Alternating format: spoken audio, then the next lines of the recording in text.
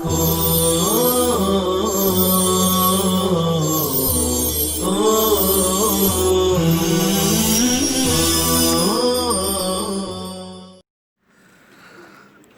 للہ رب العالمین والصلاة والسلام علی سید المرسلین وعلی آلہ وصحبہ اجمعین، اما بعد۔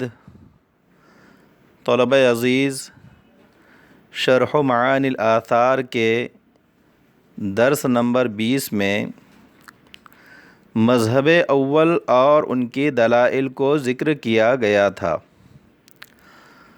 اب آگے کی عبارت میں حضرت امام ابو حنیفہ، امام مالک، امام شافعی اور جمہور ائمہ و فقہائے امت کا مذہب اور ان کے دلائل کو ذکر کیا جا رہا ہے، جن کے نزدیک علی الاطلاق مرد کے لیے عورت کا اور عورت کے لیے مرد کا فضل طہور یعنی بچا ہوا پانی استعمال کرنا جائز ہے۔ تو آئیے عبارت کتاب سے اس مذہب کو اور اس کی دلیلوں کو سمجھتے ہیں۔ وَخَالَفَهُمْ فِي ذَلِكَ آخَرُونَ فَقَالُوا لَا بَأْسَ بِهَذَا كُلِّهِ وَكَانَ مِمَّا احْتَجُّوا بِهِ فِي ذَلِكَ مَا حَدَّثَنَا عَلِيُّ بْنُ مَعْبَدٍ قال حدثنا عبد الوهاب بن عطاء عن شعبة عن عاصم عن معاذة امرأة عن عائشة رضي الله تعالى عنها قالت كنت أنا ورسول الله صلى الله عليه وسلم نغتسل من إناء واحد۔ اور دیگر علماء نے اس سلسلے میں ان کی مخالفت کی ہے اور انہوں نے کہا اس میں سے کسی میں بھی کچھ حرج نہیں ہے، اور انہوں نے ان روایات کو دلیل بنایا ہے۔ روایت نمبر 82 حضرت عائشہ رضی اللہ تعالی عنہا سے روایت ہیں، میں اور جناب رسول اللہ صلی اللہ علیہ وسلم ایک ہی برتن سے غسل کیا کرتے تھے۔ روایت نمبر 83 حدثنا ابن خزیمۃ قال حدثنا حجاج بن المنہال قال حدثنا حماد عن عاصم فذكر بإسناده مثله۔ عاصم نے اپنی اسناد کے ساتھ مندرجہ روایت جیسی روایت نقل کی۔ روایت نمبر 84 حدثنا صالح بن عبد الرحمن بن عمرو بن الحارث قال حدثنا ابو عبد الرحمن بن المقري قال حدثنا الليث بن سعد قال حدثني ابن شهاب عن عروة عن عائشة مثله۔ عروہ نے اپنے والد سے، انہوں نے حضرت عائشہ رضی اللہ تعالی عنہا سے اسی طرح کی روایت نقل کی ہیں۔ روایت نمبر 85 حدثنا یونس قال اخبرنا ابن وهب ان مالکا حدثه عن ہشام بن عروة عن ابیہ عن عائشة مثلہ۔ عروہ نے حضرت عائشہ رضی اللہ تعالی عنہا سے اسی طرح کی روایت نقل کی ہے۔ روایت نمبر 86 حدثنا احمد بن داود قال حدثنا ابو الولید قال حدثنا شعبة عن ابی بکر بن حفص عن عروة عن عائشة رضی اللہ تعالی عنہا مثلہ۔ عروہ نے حضرت عائشہ رضی اللہ تعالی عنہا سے اسی جیسی روایت نقل کی ہیں۔ روایت نمبر 87 حدثنا علی بن معبد قال حدثنا يعلى بن عبید عن حریث عن الشعبی عن مسروق عن عائشة مثلہ۔ عروان مسروق سے حضرت عائشہ رضی اللہ تعالی عنہا سے اسی طرح کی روایت نقل کی ہیں۔ روایت نمبر 88، حدثنا نصر بن مرزوق قال حدثنا الخصيب بن ناصح قال حدثنا أهيب بن خالد عن منصور بن عبد الرحمن عن أمه عن عائشة رضی اللہ تعالی عنہا مثلہ۔ منصور ابن عبد الرحمن نے اپنی والدہ سے اور ان کی والدہ نے حضرت عائشہ رضی اللہ تعالی عنہا سے اسی جیسی روایت نقل کی ہے۔ روایت نمبر 89، حدثنا ابن ابی داود قال حدثنا الوهبی قال حدثنا شیبان عن یحیی بن ابی کثیر قال اخبرنی ابو سلمة بن عبد الرحمن عن زینب بنت ام سلمة عن ام سلمة قالت كنت اغتسل انا ورسول اللہ صلی اللہ علیہ وسلم من اناء واحد۔ زینب نے اپنی والدہ ام سلمہ سے نقل کیا کہ وہ کہتی ہیں کہ میں اور جناب رسول اللہ صلی اللہ علیہ وسلم ایک ہی برتن سے غسل کرتے تھے۔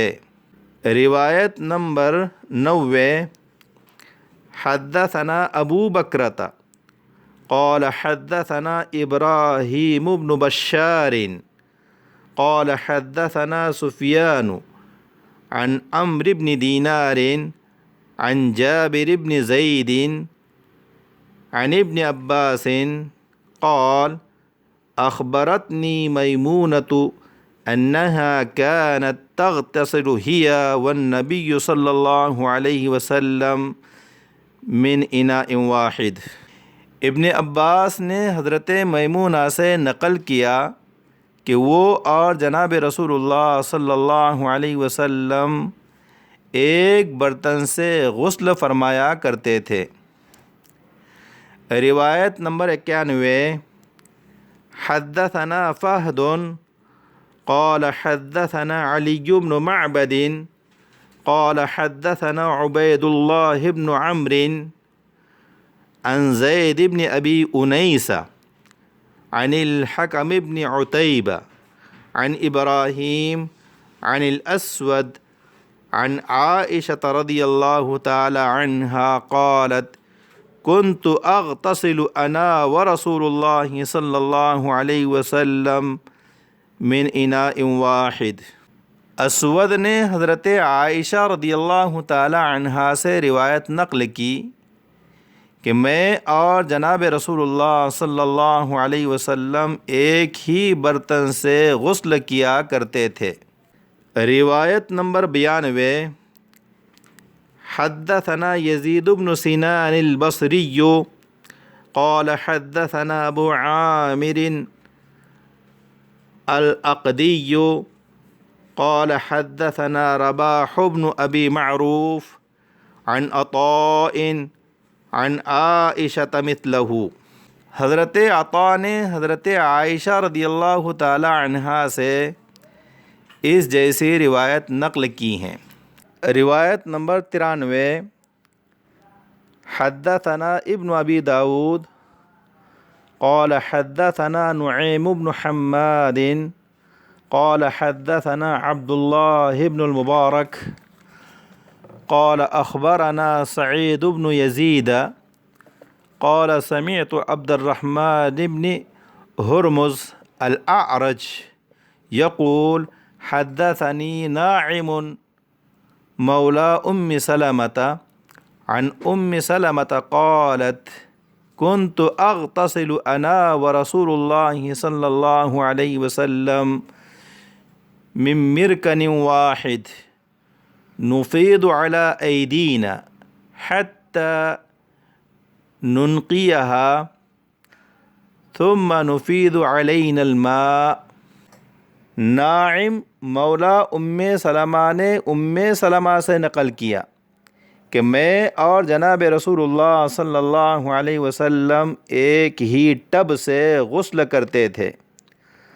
ہم پہلے اپنے ہاتھوں پر پانی بہا کر ان کو صاف کرتے، پھر ہم اپنے اوپر پانی ڈالتے۔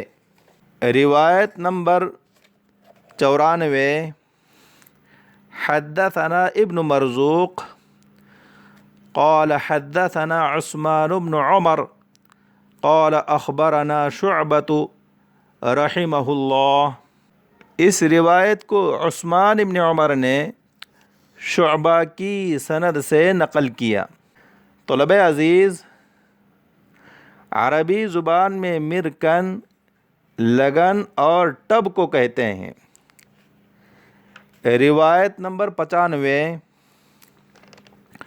وحدثنا ابو بکرۃ قال حدثنا سعید بن عامر قال حدثنا شعبة عن عبد الله بن جابر عن انس بن مالك قال كان رسول الله صلى الله عليه وسلم يغتسل هو والمرأة من نسائه من الإناء الواحد۔ شعبہ نے عبداللہ ابن جابر کے واسطے سے انس ابن مالک سے نقل کیا ہے کہ وہ فرماتے ہیں جناب رسول اللہ صلی اللہ علیہ وسلم اور آپ کی ازواج مطہرات میں سے ایک عورت ایک برتن سے غسل فرماتے تھے۔ طلبہ عزیز، اس کا ثبوت علی ابن معبد کی روایت میں مذکور ہیں۔